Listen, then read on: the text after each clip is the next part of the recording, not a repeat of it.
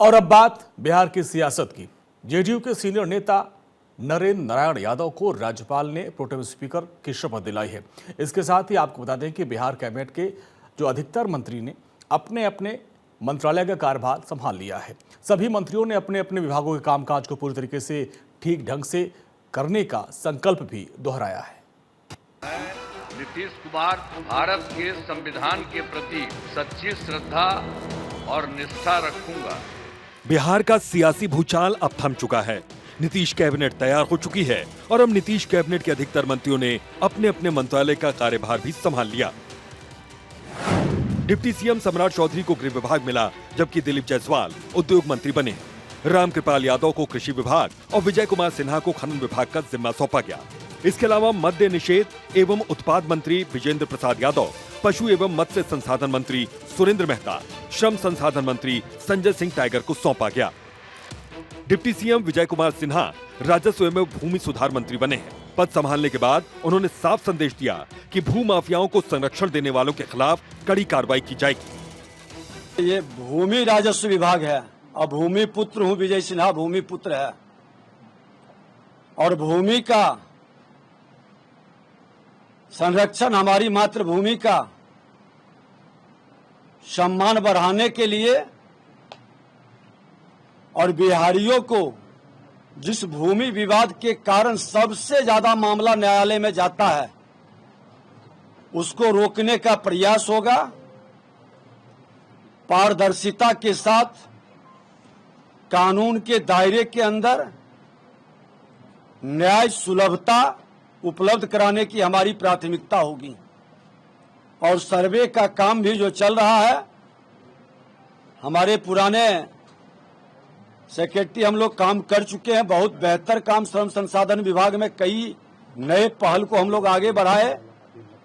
यहाँ भी उसकी समीक्षा कर अस्थायी समाधान जो बिहार के मुख्यमंत्री नीतीश कुमार जी का मिशन है, उसको पूरा करेंगे और देश के माननीय प्रधानमंत्री नरेंद्र मोदी जी का विकसित बिहार बनाने के संकल्प को सीमित संसाधन में लघु सीमांत किसानों को बेहतर भूमि का संरक्षण और उपयोग और विकास के लिए पूरी रणनीति बनेगी।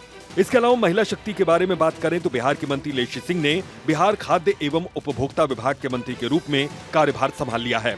उन्होंने दावा किया कि पहले भी हमने तकनीक के माध्यम से बेहतर काम किए और आगे भी करते रहेंगे। इस विभाग का पुनः मुझे दायित्व माननीय मुख्यमंत्री जी ने दिया है, तो पहले भी इसमें काम कर चुके हैं और भी 5 वर्षों में काम करना है। जो हमारे लाभुक हैं, जिन तक हम खाद्यान्न पहुंचाते हैं, और भी हम टेक्नोलॉजी के माध्यम से इस व्यवस्था को और भी पारदर्शी बनाएंगे और भी सुदृढ़ करेंगे।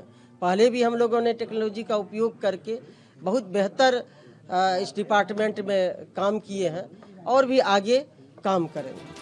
श्रवण कुमार ने बिहार ग्रामीण विकास विभाग के मंत्री के रूप में कार्यभार संभाला। उन्होंने कहा कि ग्रामीण विकास मेरे लिए पुराना विभाग है और बहुत ही महत्वपूर्ण विभाग है। ये गरीबों से जुड़ा हुआ विभाग है। हमने बिहार के गरीबों के लिए काम किया है और आगे भी करते रहेंगे। ग्रामीण विकास मेरे लिए पुराना डिपार्टमेंट है और बहुत महत्वपूर्ण डिपार्टमेंट है। यूँ कहें, ये गरीबों से जुड़ा हुआ डिपार्टमेंट है और बिहार के गरीबों का बहुत आशा है, विश्वास है, भरोसा है इस डिपार्टमेंट पर। और हम लोगों ने काम भी किया है गरीबों के लिए। अब जिसके पास घर नहीं है उसको घर दे रहे हैं। अभी लगभग 40 लाख के आसपास घर बन रहे हैं। हमको लगता है 30 लाख पर हम लोग पहुंच गए होंगे। अब 30 लाख घर आधी अधूरी होगी। चुनाव से पहले 40 लाख पर थे हम लोग। इसके लिए प्रधानमंत्री जी ने भी, भारत सरकार ने, ग्रामीण विकास ने जितना आवास बिहार को दिया, दूसरे किसी राज्य को अभी तक नहीं दिया। इसके लिए उनको धन्यवाद भी देते हैं, प्रधानमंत्री जी को, ग्रामीण विकास मंत्री जी को। और सर्वे भी हम लोगों ने कराया है भारत सरकार के निर्देश पर। बिहार के सड़क निर्माण मंत्री नितिन नवीन ने भी आज अपने विभाग का कार्यभार संभाल लिया है। कार्यभार संभालने के साथ ही उन्होंने विभाग की भविष्य की प्राथमिकताओं पर फोकस करते हुए कहा कि बिहार में सुदृढ़ सड़क नेटवर्क बनाना उनकी सबसे बड़ी जिम्मेदारी है। मैं मानता हूं कि बिहार की सरकार ने एनडीए की सरकार ने पहले भी विकसित बिहार के सपने को साकार करने में काम किया और 25 से 30 का जो समय हम लोग को मिला है, नरेंद्र मोदी का जो विकसित बिहार का सपना है, जो विजन है, उसको आगे बढ़ाना है। माननीय मुख्यमंत्री जी ने प्रगति यात्रा के माध्यम से जो रोड मैप को पिछले 20 वर्षों में गति दी है, उस गति को और गतिमान करना, जो उनके सपने हैं कि 4 घंटे के अंदर बिहार के किसी कोने से पटना पहुंचना, उस सपने को साकार करने में लगना। और सबसे बड़ी विषय है गुणवत्तापूर्ण सड़क का निर्माण, समयबद्ध सड़क का निर्माण और नए एक्सप्रेसवे, नए रिंग रोड की कल्पना को साकार करना। बता दें कि नए कार्यभार के बाद अब नीतीश कैबिनेट की पहली बैठक 25 नवंबर को होने वाली है, जिसमें कई बड़े और अहम फैसले लिए जा सकते हैं। दूसरी ओर विभाग संभालने के बाद अब मंत्रियों की जिम्मेदारी बढ़ चुकी है और उनकी सबसे बड़ी चुनौती ये है कि अपने काम को सही ढंग से अंजाम दें, क्योंकि इस बार के चुनाव में कई बड़े वादे किए गए हैं। Bureau report, Bharat 24।